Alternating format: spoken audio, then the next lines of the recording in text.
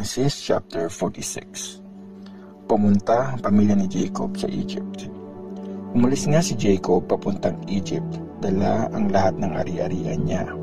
Tumigil siya pagdating sa Beersheba at nag-offer ng sacrifice sa Diyos ng tatay niyang si Isaac. Noong gabing yon, tinawag siya ng Diyos sa isang vision. Jacob, Jacob. Ano po yun? Sagot niya. Ako ang Diyos ng tatay mo, sabi niya. Huwag kang matakot na pumunta sa Egypt. Gagawin kong isang malaking bansa ang lahi mo doon. Sasamahan kita papuntang Egypt at ibabalik ko ang lahi mo sa lugar na ito. Nasa tabi mo si Joseph pag namatay ka. Tapos, umalis na si Jacob sa Beersheba. Sinakay siya ng mga anak niya sa karwaheng pinadala ng hari, kasama ang mga asawa at mga anak nila. Dinala rin nila ang mga alaga nilang hayop at ari-ariang napundar nila sa Kanaan at pumunta sila sa Egypt. Sinama ni Jacob ang buong ang kanya, mga anak at apo, lalaki at babae. Ito ang mga pangalan ng mga anak at apo ni Jacob na kasama niyang pumunta sa Egypt. Ang panganay na si Reuben at ang mga anak niyang sina Hanok, Palu, Hezron at Carmi. Si Simeon at ang mga anak niyang sina Jemuel, Jamin, Ohad, Jakin, Zohar at si Shaul na anak na babae, Canaanite. Si Levi at ang mga anak niyang sina Gershon, Kohat at Merari. Si Judah at ang mga anak niyang sina Shelah, Perez at Zerah. Namatay sa Kanaan yung dalawa niyang anak na sina Er at Onan. Anak naman ni Perez sina Hezron at Hamul. Si Isaacar at ang mga anak niyang sina Tola, Puwa, Jashub at Shimron. Si Zebulun at ang mga anak niyang sina Sered, Elon at Jalel. Ito ang mga anak at apo ni Jacob na pinanganak ni Leah sa Mesopotamia. Kasama dito si Dina, ang baing anak ni Jacob. 33 silang lahat. Si Gad at ang mga anak niyang sina Zepon, Hagay, Shuni, Esbon, Eri, Arodi at Areli. Si Asher at ang mga anak niyang sina Imna, Ishva, Ishvi, Beria at yung kapatid nilang babae na si Serah. Anak naman ni Beria sina Heber at Malkiel. 16 ang mga anak at apo ni Jacob kay Zilpa, yung babaeng alipin na binigay ni Laban sa anak niyang si Leah. 2 ang mga anak ni Jacob kay Rachel, sina Joseph at Benjamin. Nagkaroon 2 anak si Joseph sa Egypt, sina Manasseh at Ephraim. Anak niya sila kay Asenat na anak ni Potifera na priest ng Heliopolis. Ang mga anak ni Benjamin ay sina Bela, Beker, Ashbel, Gera, Naaman, Ehi, Rosh, Mupim, Hupim at Ard. 14 ang mga anak at apo ni Jacob kay Rachel. Si Dan at ang mga anak niyang si Hushim, si Naphtali at ang mga anak niyang sina Jaser, Guni, Jezer at Shilem. 7 ang mga anak at mga apo ni Jacob kay Bilha, yung babaeng alipin na binigay ni Laban sa anak niyang si Rachel. Bale, 66 lahat ang mga anak at mga apo ni Jacob na kasama niyang pumunta sa Egypt. Hindi pa kasama dito yung mga asawa ng mga anak niya at yung 2 anak ni Joseph na pinanganak sa Egypt. Kaya 70 silang lahat sa pamilya ni Jacob na pumunta doon. Si Jacob at ang pamilya niya sa Egypt. Pinauna ni Jacob si Judah para sabihin kay Joseph na magkita sila sa Goshen. Pagdating nila doon, pinaretin ni Joseph ang karwahe niya at pumunta siya sa Goshen para makipagkita sa tatay niya. Nung magkita na sila, niyakap ni Joseph ang tatay niya at umiyak siya ng umiyak. Sabi ni Jacob kay Joseph, "Pwede na akong mamatay kasi nakita na kitang buhay." Tapos sinabi ni Joseph sa mga kapatid niya at sa buong pamilya ng tatay niya, "Aalis muna ako. Sasabihin ko lang sa hari na dumating na kayo galing sa Kanaan. Sasabihin ko sa kanya na mga shepherds kayo at dinala nyo ang lahat ng mga alaga nyong hayop, pati mga ari-arian nyo. Pag pinatawag kayo ng hari at tanungin niya kung ano ang trabaho nyo, sabihin nyo, bata pa lang kayo, nag-aalaga na kayo ng mga hayop, kagaya ng mga ninuno nyo. Pag sinabi nyo yun, papatirahin niya kayo sa Goshen. Sobrang baba kasi ng tingin ng mga Egyptians sa mga shepherds.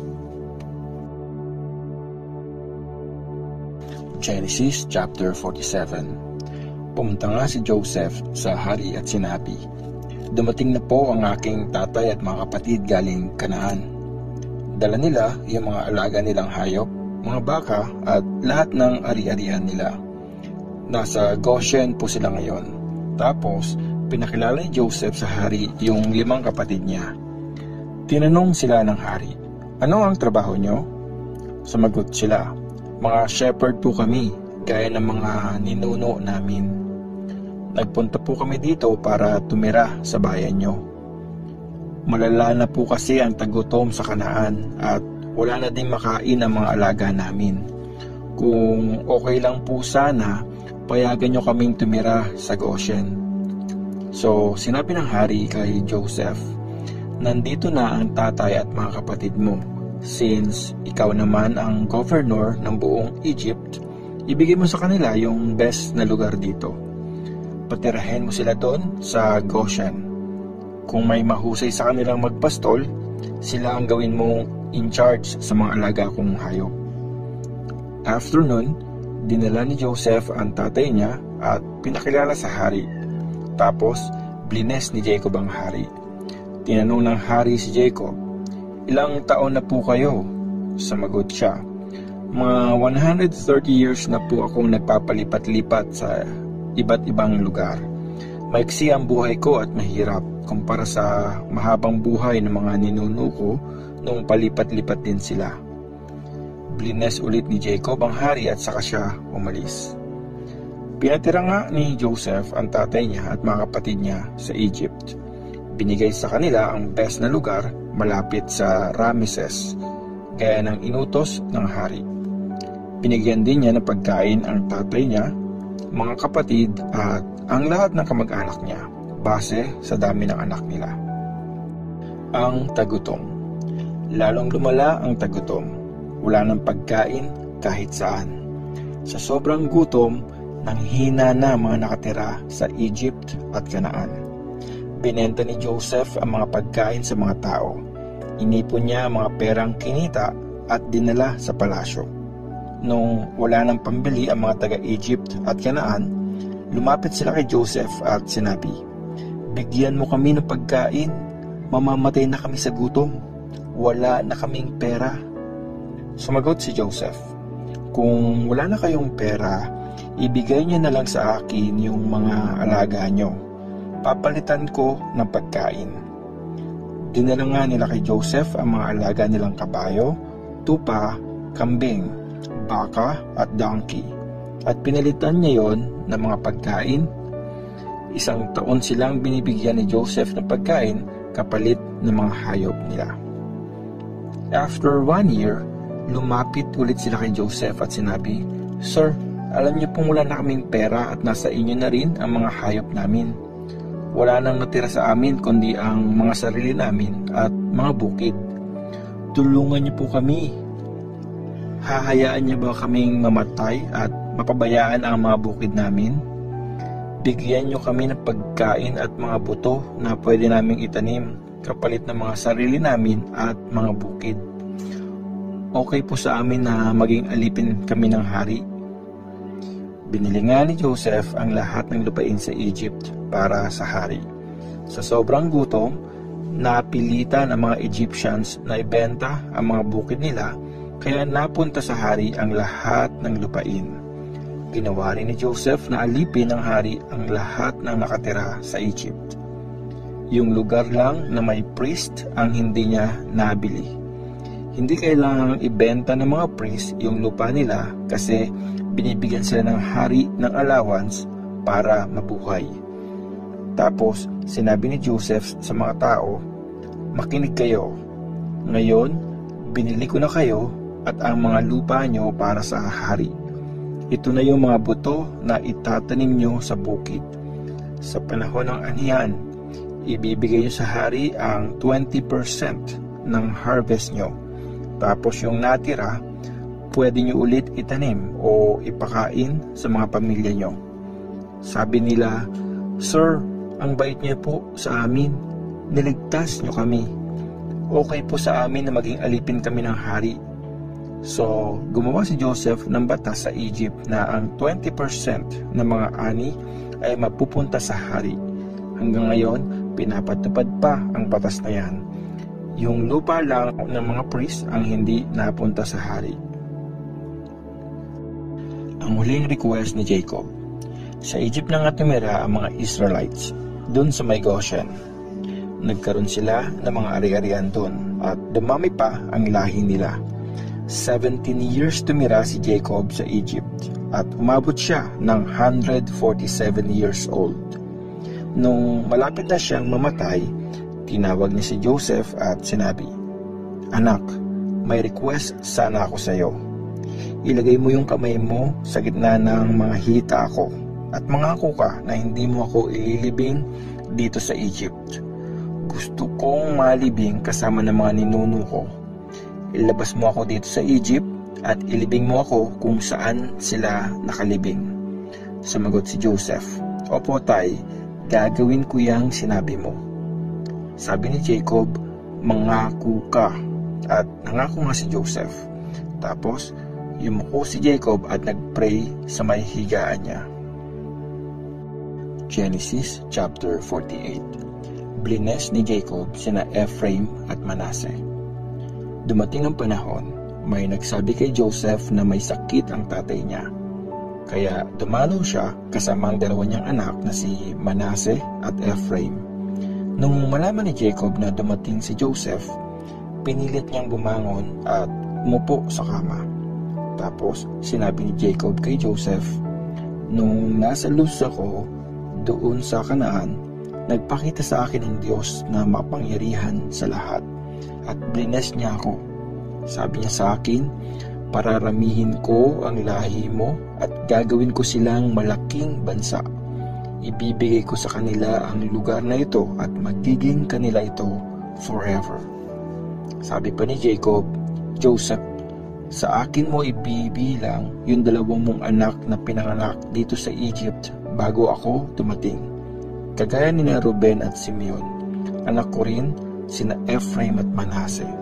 Pero yung mga susunod mo pang anak, sa'yo talaga sila, at sina Ephraim at Manasseh ang magbibigay ng mana sa kanila.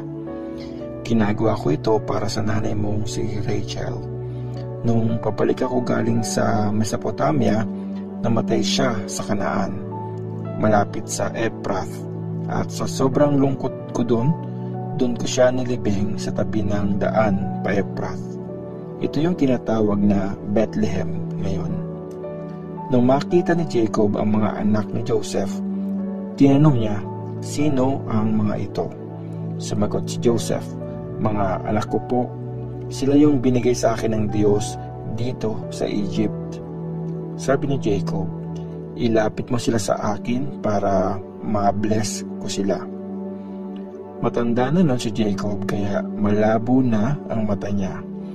Nilapit nga sa kanya ni Joseph ang mga bata, tapos niyakap sila ni Jacob at kinis.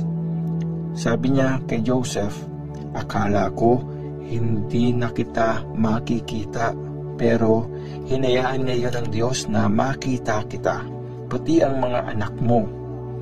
Kinuha ni Joseph ang mga bata na nakakalong sa lolo nila, tapos yumuko siya sa harap ni Jacob. Nilagyan ni Joseph si Ephraim sa kaliwa ni Jacob at sa kanan naman si Manasseh. Pero pinag-cross ni Jacob ang mga kamay niya. Pinatong niya yung kanang kamay sa ulo ng mas bata na si Ephraim. Tapos yung kaliwang kamay naman sa ulo ng panganay na si Manasseh. Tapos blines niya sila. "I-bless sana kayo ng Diyos na pinaglilingkuran ng mga tatay kong sina Abraham at Isaac, ang Diyos na nag-guide sa akin noon hanggang ngayon.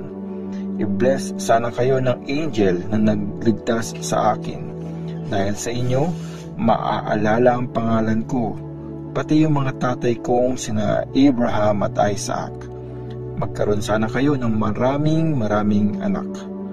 Nung nakita ni Joseph na kay Ephraim pinatong ni Jacob ang kanang kamay niya, hindi niya yun nagustuhan.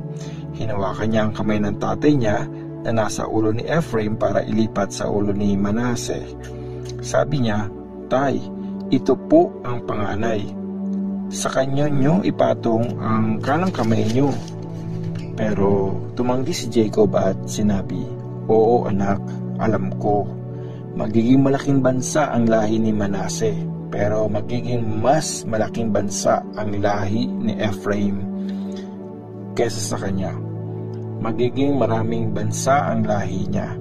Sinabi pa ni Jacob, "Babanggitin ng mga Israelites ang pangalan niyo. Magde-declare sila ng blessing. Sasabihin nila, maging kagaya sana kayo ni Ephraim at Manasseh." Sa ganung paraan, ginawang una ni Jacob si Ephraim kay Manasseh. Tapos, sinabi ni Jacob kay Joseph, "Anak, malapit na akong mamatay, pero kasama niyo ang Diyos at ibabalik niya kayo sa bayan ng mga ninuno niyo. Sa iyo ko ibibigay ang Shechem at hindi sa mga kapatid mo. Nakuha ko ang lugar na yon sa mga Amorites gamit ang espada at pana ko."